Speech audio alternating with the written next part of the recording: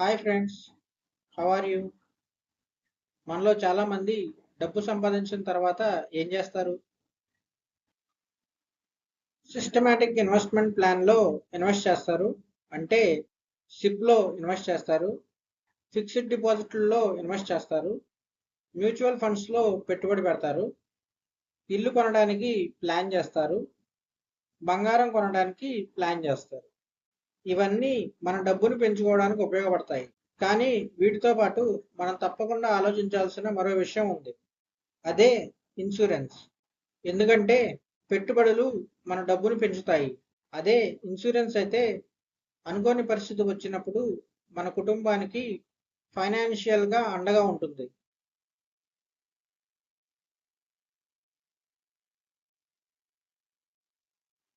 చాలామంది ఇన్సూరెన్స్ అంటే ట్యాక్స్ తగ్గించుకోవడానికి తీసుకునేది అని అనుకుంటారు.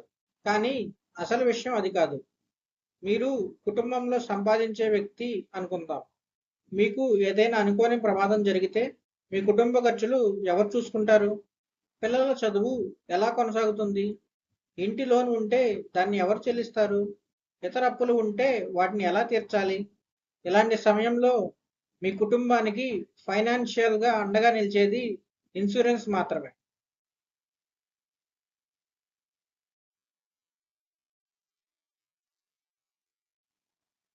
ఇది కూడా చాలా ముఖ్యమైన విషయం. నాకు ఇప్పటికే ఇన్సూరెన్స్ ఉంది అని చెప్పడం మాత్రమే సరిపోదు. మీకు ఉన్న ఇన్సూరెన్స్ మీ కుటుంబానికి సరిపోతుందా అనేది చూడాలి. ఫర్ ఎగ్జాంపుల్, మీకు హోమ్ లోన్ ఉందా? పర్సనల్ లోన్ లేదా ఇతర అప్పులు ఉన్నాయా? పిల్లలు చదువుకుంటున్నారా? ప్రతి నెల మీ కుటుంబ ఖర్చులు ఎంత? మీరు లేకపోతే మీ ఫ్యామిలీ కొన్ని సంవత్సరాల పాటు ఫైనాన్షియల్గా ఇబ్బంది లేకుండా ఉండగలదా? ఇవన్నీ ఆలోచించిన తర్వాతే మీకు ఎంత ఇన్సూరెన్స్ అవసరమో నిర్ణయించుకోవాలి.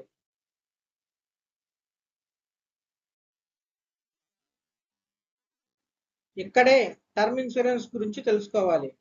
సింపుల్గా చెప్పాలంటే టర్మ్ ఇన్సూరెన్స్ అనేది ఒక నిర్దిష్ట కాలానికి జీవిత బీమా రక్షణ ఇచ్చే ప్లాన్.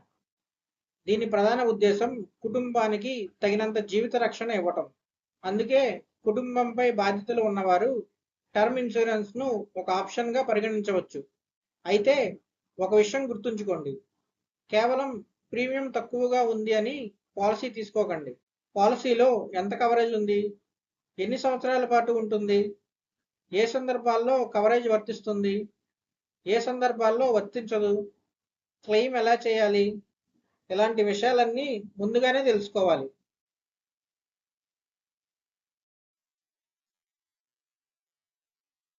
చాలామంది ఇన్సూరెన్స్ అవసరం లేదని అనుకోరు. కానీ ఇప్పుడేం అవసరం లేదు, తర్వాత తీసుకుందాం అని వాయిదా వేస్తారు. ఇదే పెద్ద సమస్య. ఎందుకంటే వయసు పెరిగే కొద్దీ మన బాధ్యతలు కూడా పెరుగుతాయి. పెళ్ళి, పిల్లలు, పిల్లల చదువు, ఇంటి లోన్, ఇతర ఖర్చులు వంటివి. ఇలా బాధ్యతలు పెరిగే కొద్దీ కుటుంబానికి అవసరమైన ఆర్థిక రక్షణ కూడా మారుతుంది. అందుకే జీవితంలో పరిస్థితులు మారినప్పుడు మనం బీమా కవరేజ్ని కూడా ఒకసారి సమీక్షించడం మంచిది.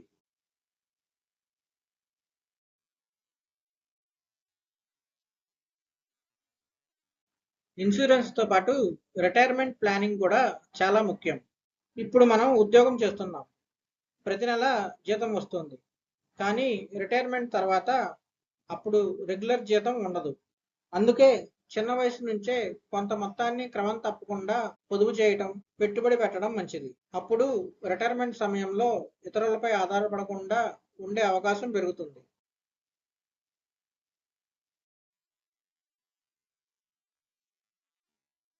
ఇది చాలా సింపుల్గా గుర్తుంచుకోండి. ఇన్సూరెన్స్ యొక్క లక్ష్యం ప్రొటెక్షన్, పెట్టుబడి లక్ష్యం డబ్బును పెంచుకోవటం. అందుకే రెండింటిని ఒకటిగా చూడకుండా మన అవసరానికి తగ్గట్టుగా రెండిటికి ప్రాధాన్యత ఇవ్వాలి. మీకు ఎంత ఇన్సూరెన్స్ ఉందో ఒకసారి చెక్ చేసుకోండి. మీ దగ్గర ఇప్పటికే ఇన్సూరెన్స్ ఉంటే ఈ ప్రశ్నలు మీకు మీరే వేసుకోండి. 1. నా కుటుంబంపై ఉన్న బాధ్యతలు ఎంత? 2. నాకు ప్రస్తుతం ఎంత ఇన్సూరెన్స్ కవరేజ్ ఉంది? 3. నాకు ఏమైనా లోన్లు లేదా అప్పులు ఉన్నాయా? 4. నా పిల్లల చదువుకు భవిష్యత్తులో ఎంత డబ్బు అవసరం కావచ్చు? 5. నేను లేకపోతే నా కుటుంబం కొన్ని సంవత్సరాలు ఫైనాన్షియల్గా నిలబడగలదా? ఈ ప్రశ్నలకు సమాధానం చెప్పుకున్న తర్వాత నా ఇన్సూరెన్స్ నా కుటుంబానికి నిజంగా సరిపోతుందా అనే విషయం మీకు కొంత స్పష్టంగా తెలుస్తుంది. ఫైనల్గా ఇన్సూరెన్స్ ఎప్పుడో తర్వాత తీసుకుందామని వాయిదా వేయకండి. మీకు సంపాదించడం ప్రారంభించినప్పటి నుంచే మీ కుటుంబ భవిష్యత్తు గురించి ఆలోచించడం మంచిది. మీ కుటుంబ బాధ్యతలు, మీ అప్పులు, మీ పిల్లల భవిష్యత్తు, మీ ఆర్థిక పరిస్థితి ఇవన్నీ చూసుకుని తగిన ఇన్సూరెన్స్ పాలసీని ఎంచుకోండి. పెట్టుబడులు మీ సంపదను పెంచుతాయి. ఇన్సూరెన్స్ మీ కుటుంబానికి ఆర్థిక రక్షణ ఇస్తుంది. కాబట్టి మంచి ఆర్థిక ప్రణాళికలో బీమాకు కూడా తగిన ప్రాధాన్యత ఇవ్వండి. మీకు ఈ వీడియో కనుక ఉపయోగపడితే లైక్ చేయండి. మీ కుటుంబ సభ్యులు, స్నేహితులకి షేర్ చేయండి. ఇలాంటి insurance, banking, loans, investments, SIP, personal finance విషయాల కోసం మా ఛానల్ని సబ్స్క్రైబ్ చేయండి. Thank you.